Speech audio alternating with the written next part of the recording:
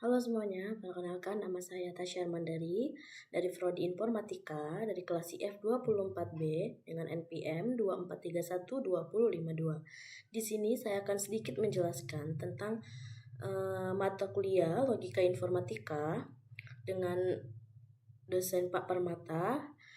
Di sini saya akan menjelaskan sedikit tentang apa yang saya tahu, yaitu tentang tabel kebenaran yang sudah saya pelajari selama 1 semester ini.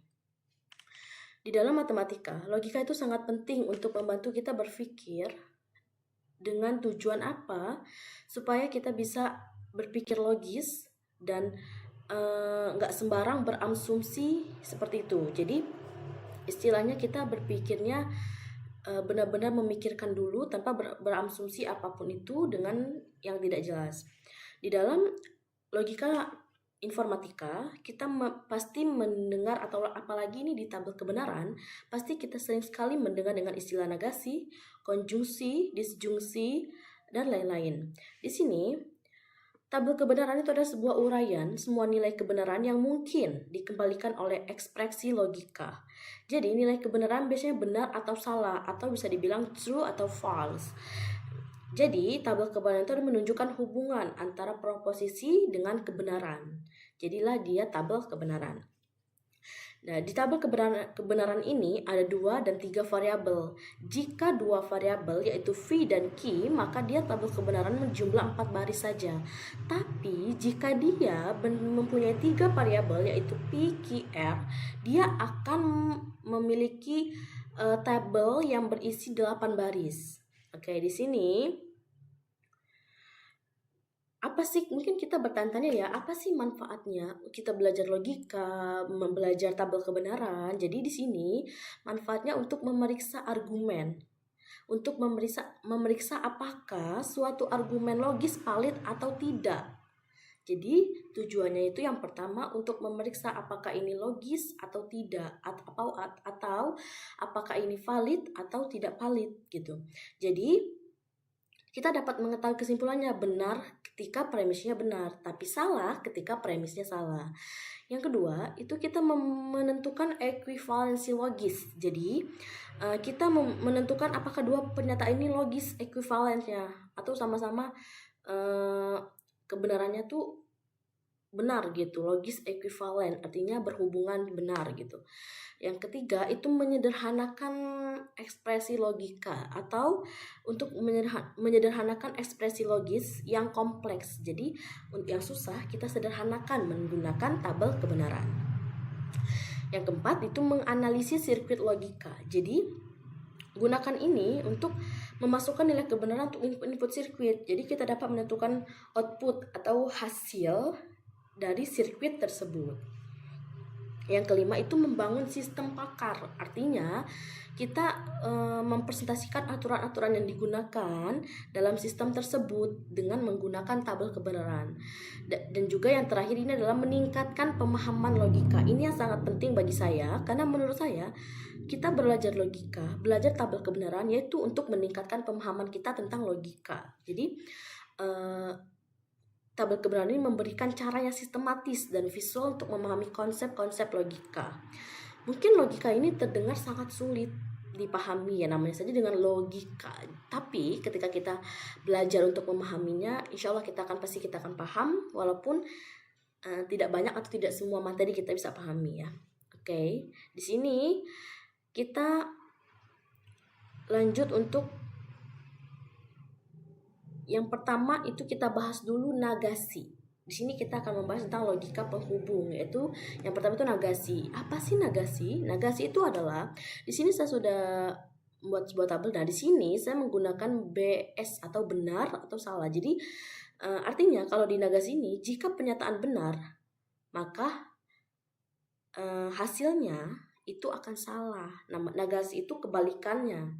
Jadi jika P-nya benar, maka negasi P-nya maka dia akan salah. Jika V-nya salah, maka negasi P-nya akan benar. Jadi dia bertolak belakang atau kebalikannya lah istilahnya gitu. Dan lambangnya garis seperti ini ya. Bisa lihat di sini. Oke. Yang kedua itu konjungsi. Konjungsi itu adalah gabungan dari 2 atau lebih pernyataan. tunggal dengan kata hubung dan. Jadi konjungsi itu, ingatkan saja konjungsi itu dan. Jadi disimbolkan dengan V terbalik ya. Dan di sini kita ambil contoh, jika P dan Q-nya benar, sama-sama benar, maka dia benar. Karena P-nya benar, Q-nya benar, ya otomatis benar dong. Nah, tapi yang kedua, P-nya benar, Q-nya salah. Artinya apa? Ya pasti dia akan salah. Karena dia tidak benar-benar keduanya ini menyatakan benar. Karena ada salah satu yang menyatakan salah. Jadi kita salahkan. Kita tidak bisa benarkan karena ada salah satu yang mengatakan salah. Sama dengan seperti ini, dia salah, dia benar, ya pasti salah karena dia tidak keduanya benar gitu.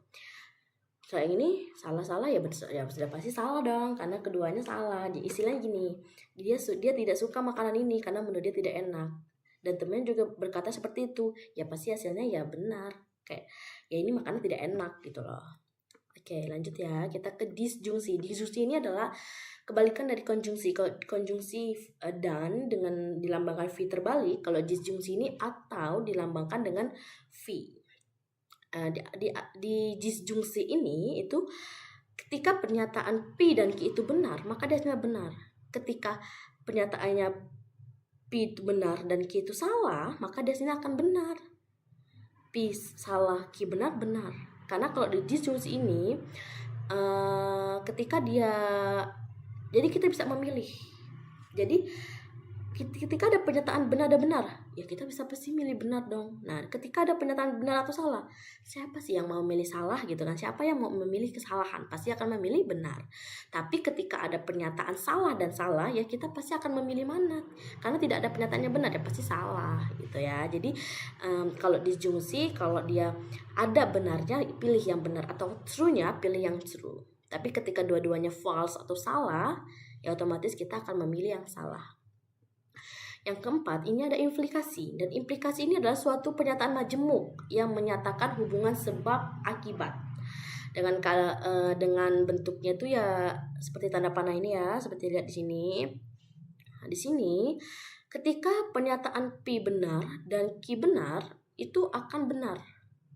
Karena jika dia benar, maka dia benar hasilnya. Tapi ketika dia benar, yang ke ini, ketika dia benar dan dia salah, ya artinya salah dong. Jika dia benar maka dia salah, artinya salah dong. Nah, kalau yang tiga nih, jika dia salah maka dia benar.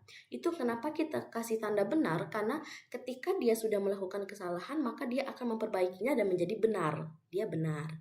Dan ketika salah dia salah maka dia benar. Ya benar, dia salah. Ya dia salah. Ya benar gitu loh. Dia salah ya, dia melakukan kesalahan, ya benar dia salah gitu kan. Oke, maka dia benar.